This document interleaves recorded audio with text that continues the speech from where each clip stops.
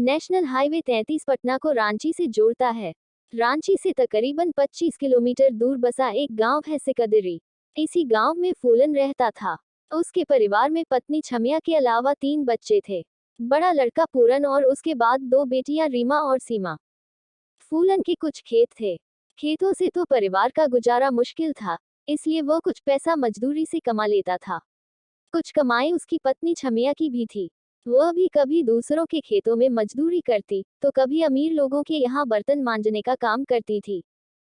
फूलन के तीनों बच्चे गांव के स्कूल में पढ़ते थे। बड़े बेटे पूरन का मन पढ़ने में नहीं लगता था। वह मिडिल पास करके दिल्ली चला गया था। पड़ोसी गांव का एक आदमी उसे नौकरी का लालच देकर अपने साथ ले गया था। पूरन वहां छोटा मोटा पार्ट टाइम काम करता था। कभी स्कूटर मैकेनिक के साथ हेल्पर, तो कभी ट्रक ड्राइवर के साथ क्लीनर का काम, पर इस काम में पूरन का मन लग गया था। ट्रक के साथ नैने शहर घूमने को जो मिलता था। इस बीच एक बार पूरन गांव भी आया था और घर में कुछ पैसे और एक मोबाइल फोन भी दे गया था। ट्रक ड्राइवर अपना दिल बहलाने के लिए कभी भी रंगोलियां भी मनाते थे, तो एक आध बार पूरन को भी मौका मिल जाता था। इस तरह धीरे धीरे वह बुरी संगत में फंस गया था। हाय, इधर गांव में रीमा स्कूल में पढ़ रही थी। अपनी क्लास में अच्छे नंबर लाती थी। वह अब 10वीं जमात में पहुंच गई थी। उसकी छोटी बहन सीमा भी उसी स्कूल में 7वीं जमात में थी। इधर सिकदरी और आसपास के गांवों से कुछ नाबालिग लड़कियां गायब होने लगी थी। गांव के ही कुछ मर्द और औरतें ऐसी लड़कियों को नौकरी का लालच देकर दिल्ली, चंडीगढ़ वगैरह शहरों में ले जाते थे। शुरू में तो लड़कियों के माता पिता को कुछ रुपए एडवांस में पकड़ा देते थे, पर बाद में कुछ महीने मनी ऑर्डर भी आता था, पर उसके बाद उनका कुछ अता पता नहीं रहता था।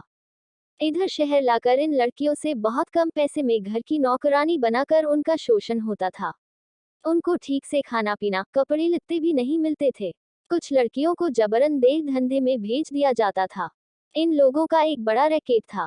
पूरन भी इस रैकेट में शामिल हो गया था।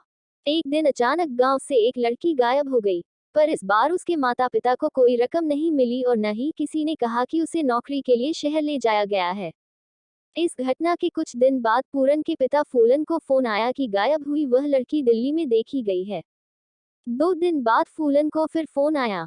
उसने कहा कि तुम्हारा बेटा पूरन आजकल लड़कियों का दलाल बन गया है।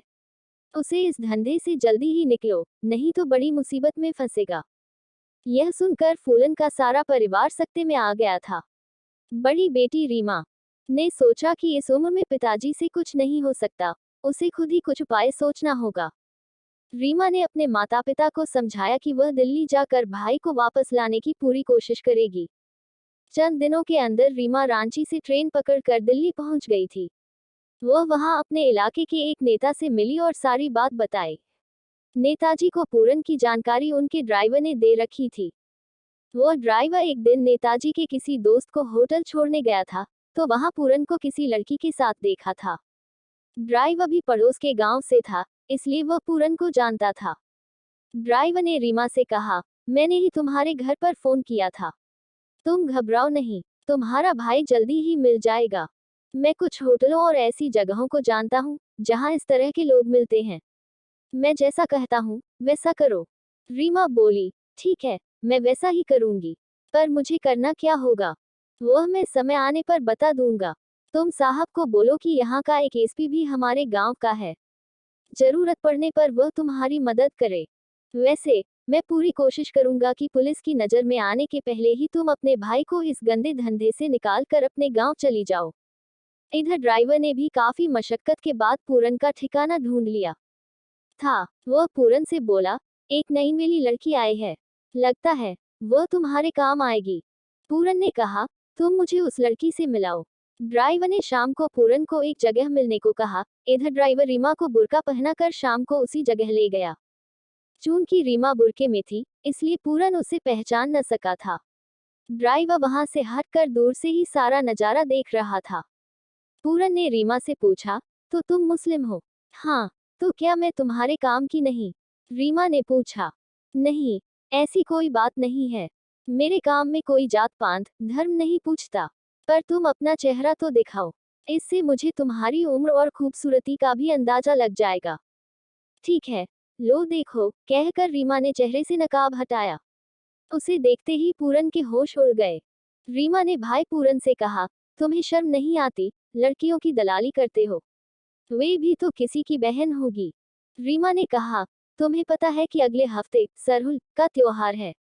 पहले तुम इस त्योहार को दोस्तों के साथ खूब मौज मस्ती से मनाते थे। इस बार तुम्हारी घर वापसी पर हम सब मिलकर सरहुल का त्योहार मनाएंगे। तब तक ड्राइव अभी पास आ गया था। रीमा ने जब अपने गांव से लापता लड़की के बारे में पूछा, तो उसने कहा कि उसमें उसका कोई हाथ नहीं है, लेकिन वह लड़की एक घर में नौकरानी का काम कर रही है। ड्राइवर और पूरन के साथ जाकर रीमा ने उस लड़की को भी बचाया। रीमा अपने भाई पूरन को लेकर गांव आ गई। सबने उसे समझाया कि सुबह का भूला अगर शाम को घर आ जाए तो उसे भूला नहीं कहा जाता। पूरन को अपनी गलती पर पछतावा था। उसकी घर वापसी पर पूरे परिवार ने गांव वालों के साथ मिलकर सरहुल का त्योहार धूमधाम से मनाया। अब पूरन गांव में ही रहकर परिवार के साथ मेहनत मजदूरी करके रोजी रोटी कमा रहा था।